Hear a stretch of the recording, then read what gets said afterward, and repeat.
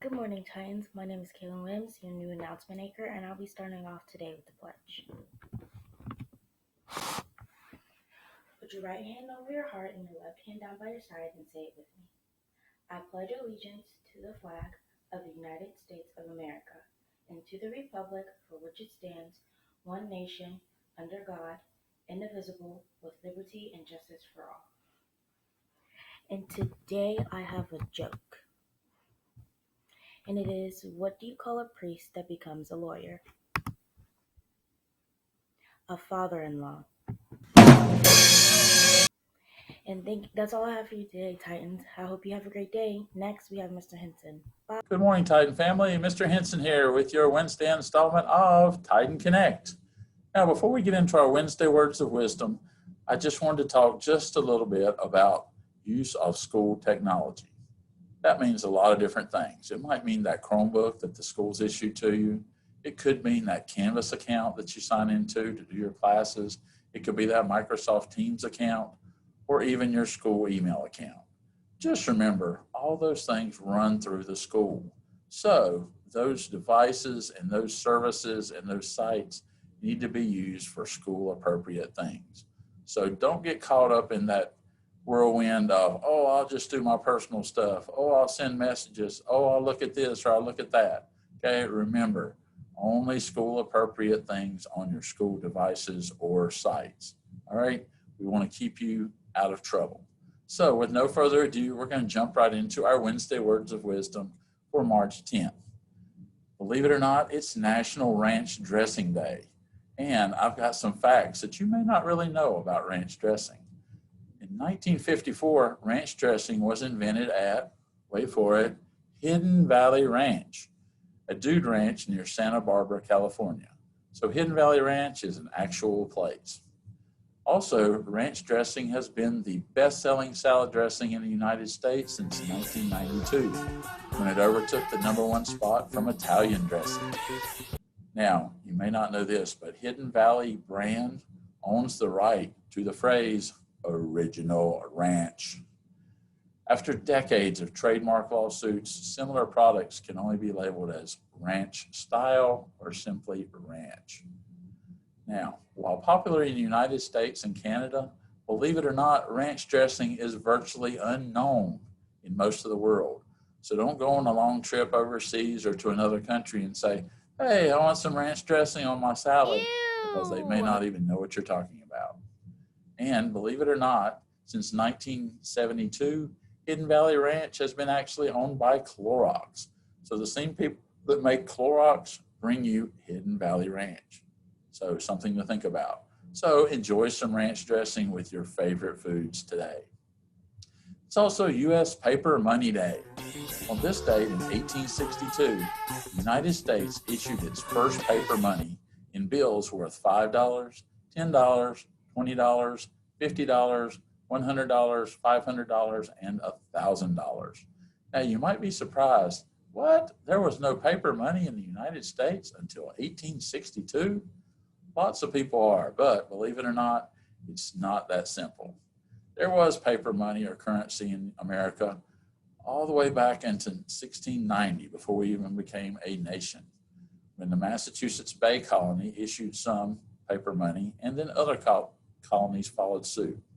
Coins, we knew our coins, nickels, pennies, dimes, and quarters, and barter or trade was very common in those days. Things like, hey, I'll trade you this chicken for that basket of vegetables, okay? But there was a lot of trade within and between colonies, and coins were scarce.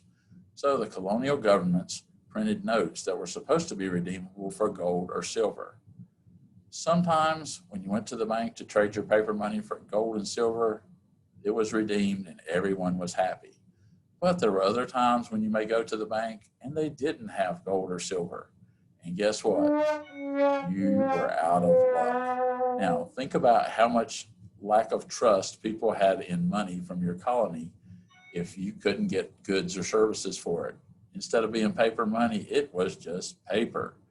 Now, this lack of trust actually is what made the United States moved to the federal government to make our paper currency.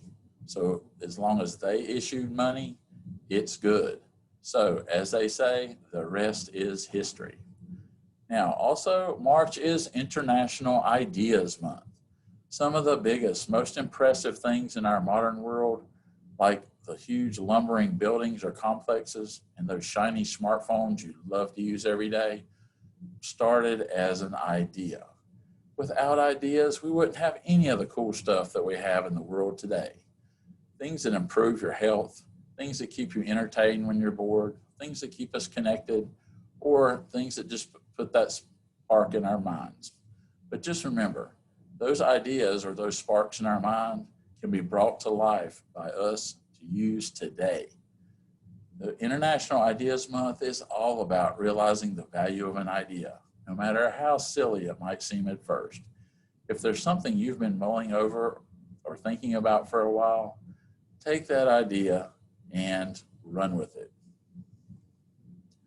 Now, our quote of the week is in honor of International Ideas Month. And here's our quote from author Sue Grafton. Ideas are easy. It's the execution of ideas that really separates the sheep from the goats. So think about this. It's a fact. We all have ideas. But if we don't do something with those ideas, they can never become a reality or come to life.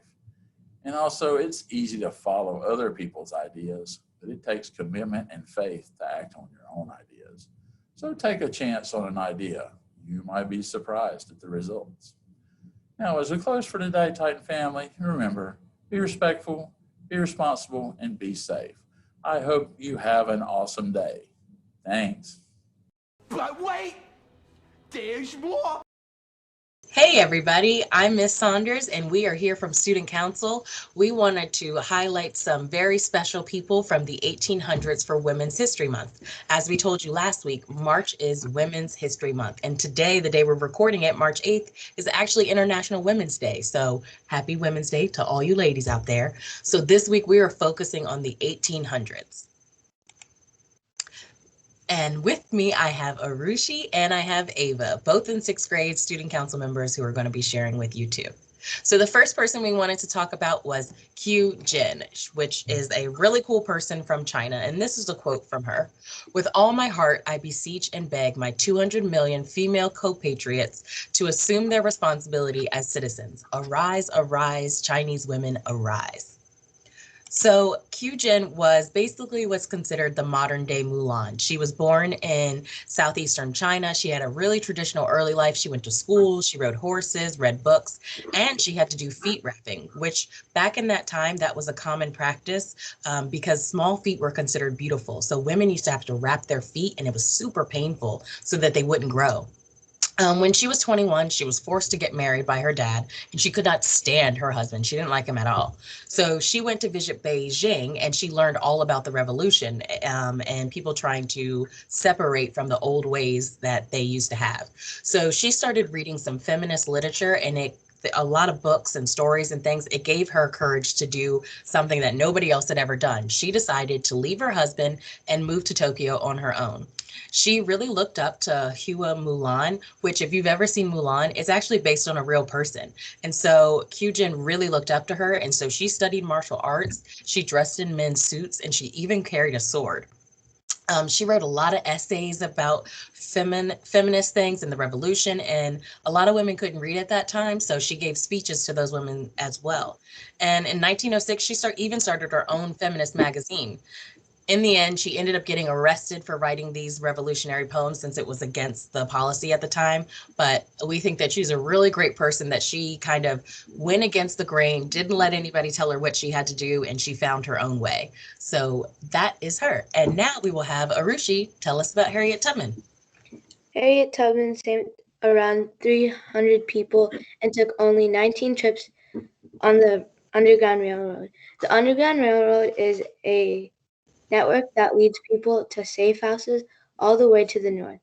She was wanted by the South but never got caught. She was an abolitionist, people who fight for freedom. She worked as a spy for the Union during the Civil War. She also helped people people that got hurt during the war.